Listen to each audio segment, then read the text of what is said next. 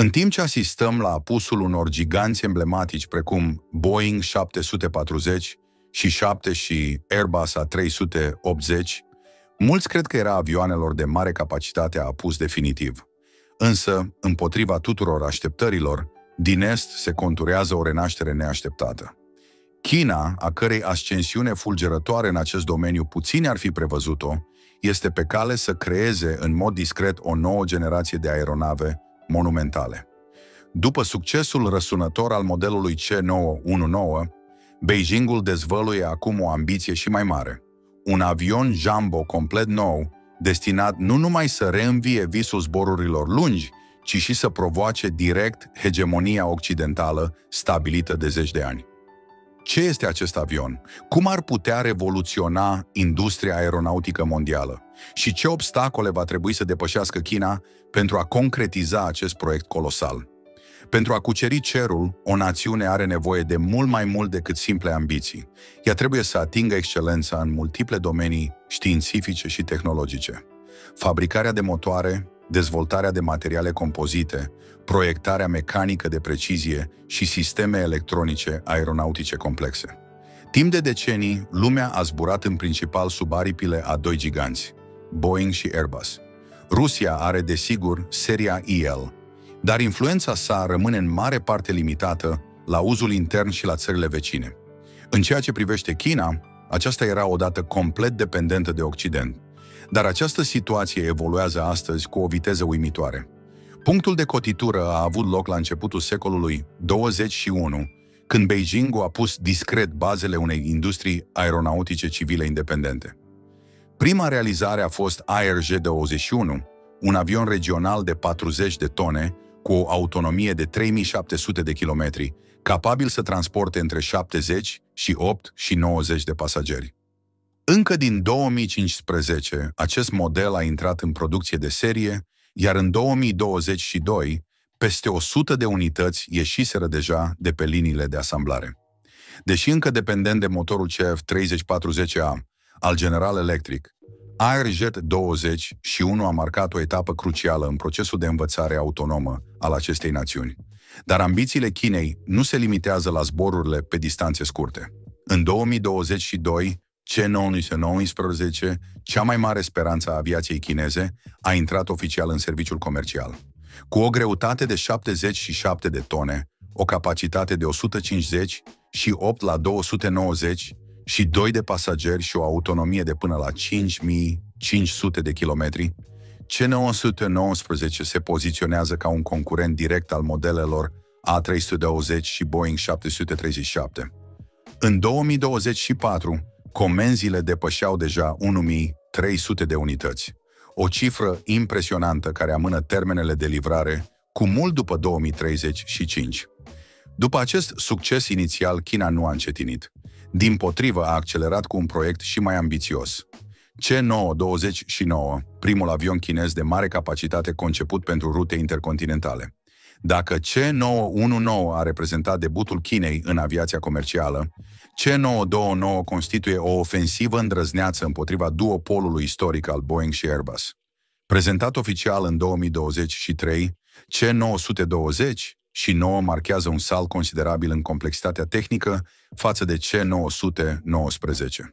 Cu o capacitate de aproximativ 280 de pasageri, o greutate maximă la decolare de 240 și 7 de tone și o autonomie de până la 7 zile. 12.000 de kilometri, acest avion este conceput nu numai pentru a asigura zboruri lungi între Beijing și Londra, Paris sau New York, ci și pentru a concura cu giganții de mare capacitate, precum Boeing 787 și Airbus A350. Primul prototip ar trebui să decoleze în 2025 și dacă totul decurge conform planului, aparatul ar putea intra în serviciul comercial încă din 2029. Cu toate acestea, Beijingul știe că un singur avion de mare capacitate nu este suficient pentru a transforma radical peisajul aeronautic mondial. Pentru a redesena cu adevărat industria, este nevoie de ceva mai impunător, atât la propriu cât și la figurat. Astfel a luat naștere proiectul C939. La începutul anului 2024 au început să se scurgă informații despre giganticul proiect C939, stârnind surprindere și curiozitate în rândul observatorilor din sector. În mai 2024, COMAC, constructorul aeronautic național chinez, a confirmat oficial prin documente interne că a lansat faza de proiectare și dezvoltare a acestui nou avion intercontinental de mare capacitate și rază lungă de acțiune. Wei Yingbao, fost director general adjunct al COMAC, a confirmat existența acestui avion de mare capacitate într-un discurs ținut la un forum industrial din Harbin în decembrie, declarând că COMAC proiectează activ acest aparat. Nu se știe încă dacă acest avion va avea un design monoplan alungit sau o cocoașă superioară distinctivă, care amintește de emblematicul Boeing 747.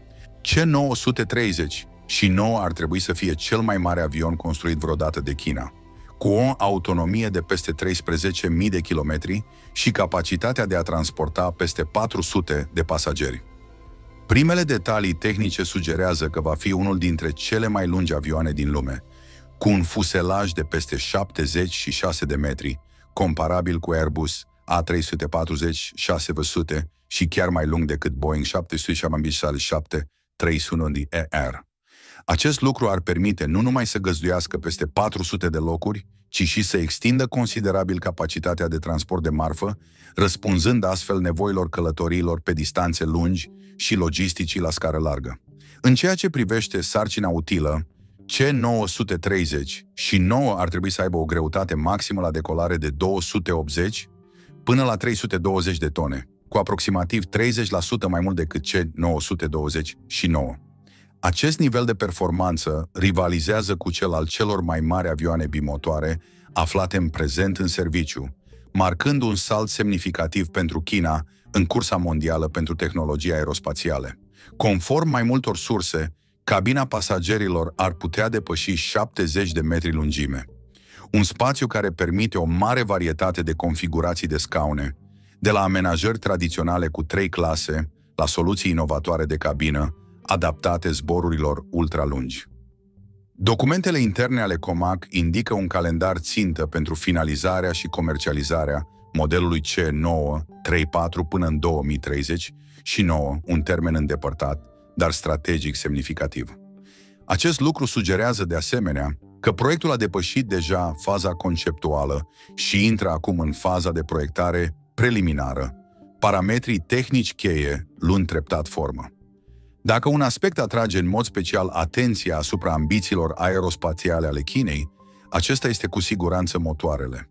Când COMAC a prezentat modelul C934, mulți au fost surprinși să afle că acesta va fi propulsat de doar 2 motoare fabricate în țară și nu de 4, așa cum se anticipase. De ce pot face acest lucru cu doar 2 motoare, când nici măcar Boeing și Airbus nu au găsit încă o soluție bimotoră pentru avioanele lor jumbo?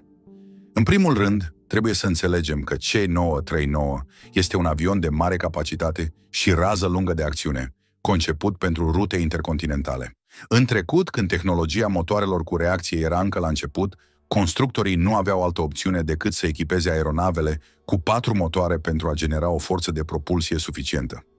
Astăzi, tehnologia motoarelor cu reacție poate produce o forță de propulsie imensă cu un singur motor. Grupurile de propulsie moderne, precum GE9X și Trent XWB-90 și 7, pot genera fiecare 40 și 4 sau 40 și 5 de tone de forță de propulsie, suficient pentru a îndeplini sarcina pentru care erau necesare în trecut 2 motoare. Configurația cu 2 motoare oferă avantaje evidente: consum redus de combustibil, emisii considerabil reduse și costuri de întreținere și fabricație mult mai mici. Conform statisticilor, trecerea de la 4 la 2 motoare poate economisi peste 25% din combustibil. Un avantaj strategic într-o perioadă în care companiile aeriene se confruntă cu o concurență acerbă și cu o presiune tot mai mare pentru a-și reduce amprenta de carbon. La baza acestei decizii se află CJ3000, un motor dezvoltat local, aflat în prezent în faza de proiectare, care vizează o forță de tracțiune de aproximativ 45 de tone, comparabilă cu cea a celor mai puternice motoare din lume. Spre comparație, fiecare motor al modelului A350.100 dezvoltă o forță de tracțiune de 40 și 4 de tone, în timp ce modelul 770 și 8X utilizează motorul GE9X, care produce 40 și 5,4 tone. Cu toate acestea, în prezent, China nu dispune încă de un motor cu acest nivel de tracțiune gata pentru producția în serie. Cel mai puternic motor chinezesc de până acum, CJ1000A, destinat modelului C919, atinge doar aproximativ 13,5 tone. CJ2000, cu 35 de tone de tracțiune, a finalizat primul test și ar trebui să echipeze modelul C929. În ceea ce privește C939, răspunsul privind motorul său rămâne deschis, dar CJ3000 este fără îndoială obiectivul pe termen lung. Dacă acest motor va fi finalizat, acesta va marca un moment istoric pentru industria aeronautică chineză. Realizările Chinei în domeniul aviației demonstrează nu numai capacitățile sale tehnologice și industriale, ci simbolizează și viziunea sa strategică puternică și pe termen lung. Prin construirea treptată a unei industrii aeronautice independente, această țară nu numai că își reduce dependența de furnizorii străini, ci și își consolidează reziliența într-o economie mondială volatilă. De la C911 la C939, parcursul Chinei reflectă o istorie de provocări depășite și limite depășite. Fiecare progres aduce o nouă val de inovații, alimentând dorința nu numai de a recupera, ci și de a redefini peisajul aeronautic mondial.